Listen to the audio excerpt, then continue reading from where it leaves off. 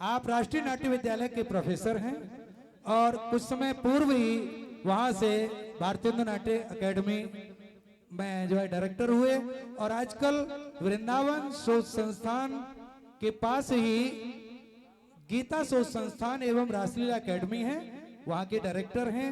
आज हमारे ऊपर कृपा करके यहाँ पधारे हैं, सबको आशीर्वाद देने के लिए हमारी उनसे प्रार्थना है।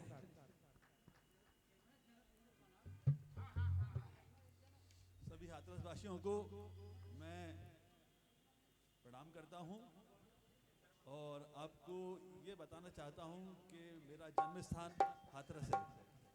हाथरस की इस भूमि पर ही मेरा जन्म हुआ, पर ये बहुत पीछे की बात हो गई। आज जब मैं हाथरस में आया तो मैं वो सब जगहें ढूंढने की कोशिश कर रहा था जहाँ पर मैं जब भी बचपन में खेला करता था, पर अफसोस की बात यह है कि मुझे कुछ भी ऐसा नहीं मिला जो जिससे मैं पहचान पाऊँ कि ये मेरी जगह है। मैं सोच रहा था कि अभी मैं शहर में जाऊंगा और देखूंगा कि कहाँ मैं, बस मुझे ये याद आ रहा है कि हाथरस में ये जो हमारा घंटाघर है ये मुझे याद आ रहा है और ये अनाज मंडी याद आ रही है। और हाँ हाँ जी जी, मेरा एक मित्र संजय, जो बहुत बढ़िया, संजय शर्मा, जो बहुत अच्छा कलाकार है और बहुत अच्छी उसके पास आवाज़ है। जी जी जी, तो मेरा जो हाथरस से वैसा ही रिश्ता है जैसा एक माँ का बेटे से होता है। पर बहुत पहले मैं हाथरस से, आप कहेंगे, बिछड़ गया था, पर वक्त ने, जिसे कहना चाहिए, समय जो है बहुत सर्कुलर होता है, वृत्ताकार होता है। जहाँ से हम शुरू करते हैं फिर वहीं पर आ जाते हैं, ये ही एक डेस्टिनी है। तो ये बड़ी खुशी की बात है कि मैं आज हाथरस स्पेशल इसी काम के लिए आया कि मैं आदरणीय पंडित नाथाराम गौड़ जी का ये जन्म स्थान है और ये उनकी रंगभूमि है, संगीत की भूमि है। तो मेरी बहुत बड़ी इच्छा थी कि मैं यहाँ पर आऊँ और आप सबसे मिलूँ। ये बहुत बड़ी बात है कि यहाँ पर हाथरस में पंडित नाथाराम गौड़ जी का ये कर्मस्थली है। यहाँ से संगीत की परंपरा शुरू हुई और संगीत की परंपरा आज पूरे देश में जानी जाती है, पहचानी जाती है। उसकी वजह ये हाथरस ही है और मुझे बड़ी खुशी हो रही है कि मैं हाथरस के बहुत पास वृंदावन में हूँ और जब चाहूँ तब हाथरस आ सकता हूँ। यहाँ सर मैं ये घोषणा करना चाहता हूँ कि हम लोग कोशिश करेंगे कि संगीत पर और काम हो, संगीत के कलाकारों को जोड़ा जाए, संगीत के जो पुराने कलाकार हैं, जो प्रसिद्ध कलाकार हैं, उन सबको एक मंच पर लाया जाए और एक बड़ा ग्रुप बनाया जाए, एक बड़ी मंडली बनाई जाए जिसमें मथुरा के कलाकार हों, संगीत के, वृंदावन के कलाकार हों और हमारे हाथरस के कलाकार हों। हम लोग कोशिश करेंगे कि हम अपने अकादमी की तरफ से, उत्तर प्रदेश सरकार की तरफ से, ब्रज तीर्थ विकास परिषद जहाँ पर मैं काम करता हूँ उसकी तरफ से हम लोग ये व्यवस्था करें कि यहाँ हाथरस में जो भी संगीत के कलाकार हैं उन सबको एक मंच पर लाएं और नई नाटक की प्रस्तुतियाँ, नए संगीत की प्रस्तुतियाँ प्रस्तुत करें, नए अंदाज में, नई तकनीक के साथ, नए तरह के मंच के साथ, नए परिधान के साथ और नई कहानियों के साथ और नए तरह से नौटंकी, या जिसे कहेंगे सॉन्ग, जिसे कहते हैं संगीत, कई नाम हैं, भगत भी बोलते हैं उसको, तो भगत लीला भी बोलते हैं, कानपुर की तरफ उसको नौटंकी बोलते हैं। तो उसमें नए कथानक आए। इस विधा में वो शक्ति है, वो ताकत है कि आज के कंटेम्प्रेरी विषयों को पर भी वो काम कर सकती है। मैं आपकी जानकारी के बता दूं, राष्ट्रीय नाट्य विद्यालय में संगीत पर हमेशा कक्षाएं होती हैं, एक पूरा सेक्शन होता है संगीत पर। और बहुत बड़ी बात यह है कि पंडित नाथाराम गौड़ ने जिस समय लिखना शुरू किया, नौटंकी लिखना शुरू किया, सॉन्ग लिखना शुरू किया, और वो दूर तक सुनते हैं, विदेशों तक गए, रंगून वर्मा तक उन्होंने यात्राएं की और उनके संगीत खेले गए।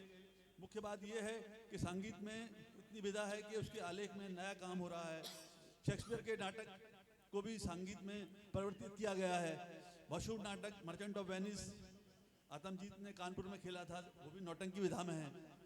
और ओथेलो जैसा कथानक शेक्सपियर का, वो भी संगीत में खेला गया। मैं ये कहना चाहता हूँ कि ये संगीत की जो कला है ये, और नाथाराम गौड़ जी की जो लेखनी है, वो लगभग वैसी ही है जैसी शेक्सपियर का काम था, जैसा संस्कृत के महान नाटककार कालिदास का काम था। जैसे भास का काम था, उसी श्रेणी के वो हैं। और अगर हम नाथाराम गौड़ जी की नौटंकी को, स्वांग को पढ़ना शुरू करें तो उसकी जो लेखन शैली है उसमें इतने सुंदर तरीके से लिखा गया है, इतने अलग तरह की शब्द हैं उसके अंदर। जैसे शब्द शेक्सपियर ने ढूंढे थे किसी ज़माने में, वैसे ही शब्द ब्रज के, अवध के और हमारे इस क्षेत्र के पंडित नाथाराम गौड़ ने ढूंढे हैं। वो जो उनके लिखे हुए स्वांग हैं, उनमें जो शब्द हैं, उनमें जो बोल हैं, वो उनके खुद के ढूंढे हुए शब्द हैं। ऐसे ऐसे शब्द हैं जो उन्हीं द्वारा बनाए गए और उन्हीं को उसी में ही गीत में जोड़े गए। बहुत से स्वांग सब आप जानते होंगे, लैला मजनू और सत्यवान सावित्री में एक समय में मुझे भी काम करने का मौका मिला।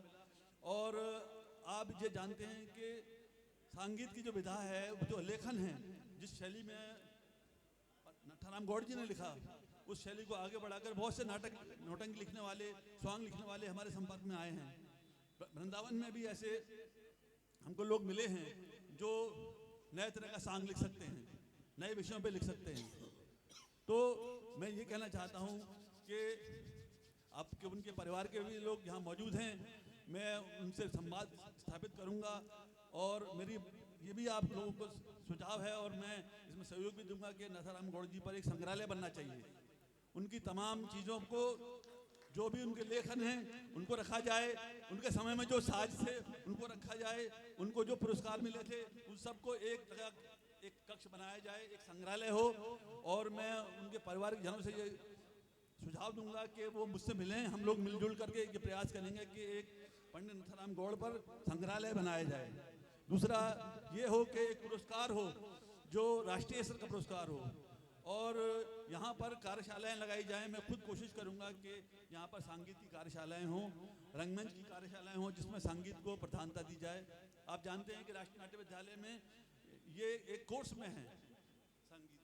और रामदयाल शर्मा को मैंने भी कई बार बुलाया है और उन्होंने भी कई नौटंकी वहाँ पर की हैं। और मैं खुद जब विद्यार्थी रहा था तो मैंने गिरिराज प्रसाद जी की मार्गदर्शन में काम किया था, और गिरिराज प्रसाद जी के साथ मुझे एक नौटंकी खेलने का अवसर मिला। उनके सानिध्य में मैंने बहरे तबील चौबोला बोलना सीखा और सत्यवान सावित्री नाटक में मैंने काम किया। तो वो मेरे लिए बहुत ही, फिर बाद में हम लोग जब मैं उनसे लगातार मिलता रहा तो हम लोगों ने गिरिराज जी पर एक किताब भी बनाई।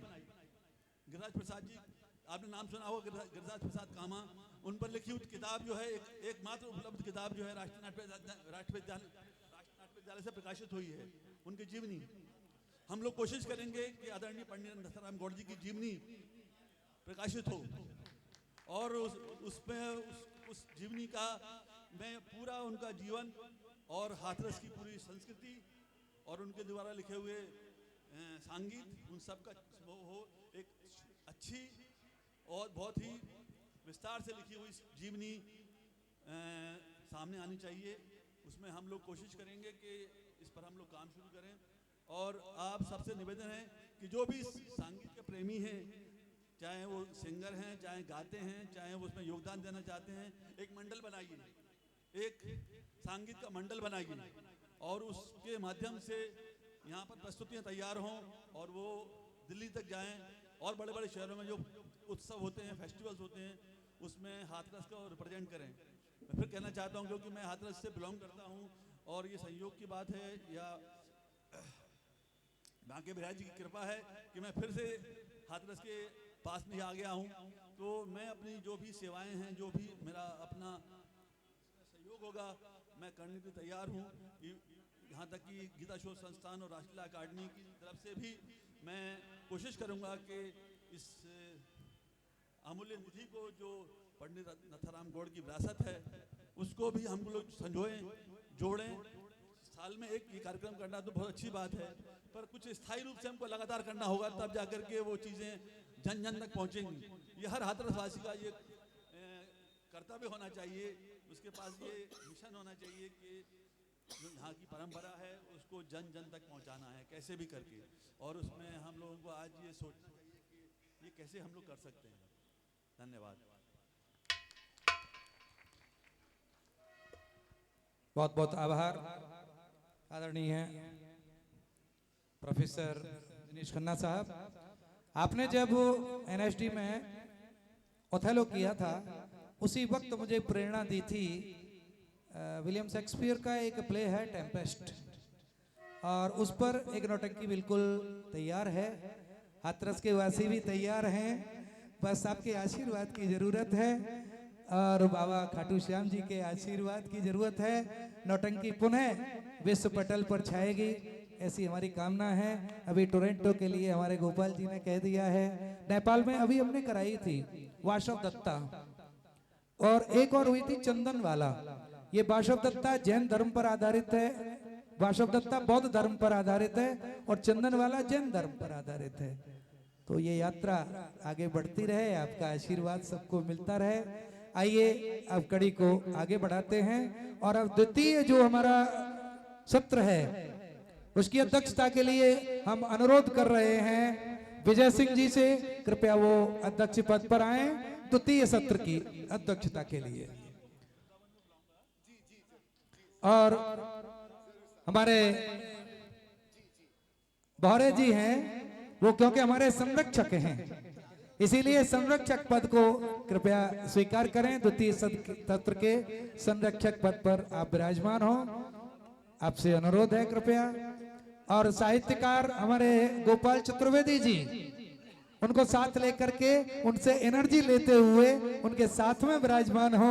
गोपाल चतुर्वेदी जी, ना जी ना ना, एनर्जी मिलेगी वहां से, यहां से ना मिलेगी, आ जाइए। बाबा देवी सिंह जी निडर साहब आप आइए। रामेंद्र जी जो आगरा से पधारे हुए हैं, विशिष्ट कवि हैं, कृपया वो आकर के मंच पर अपना स्थान ग्रहण करें। और एक हमारे बीच में संगीत विदुषी हैं, संगीत की बहुत ज्ञाता हैं, डॉक्टर निमे गुप्ता जी, द्वितीय सत्र के लिए कृपया मंच पर पधारें, आपसे अनुरोध है। और मेरी नजर से कोई अगर बच रहे हों तो मैं बौरे जी से अनुरोध करूंगा कि मंच पर बुला लें उन्हें।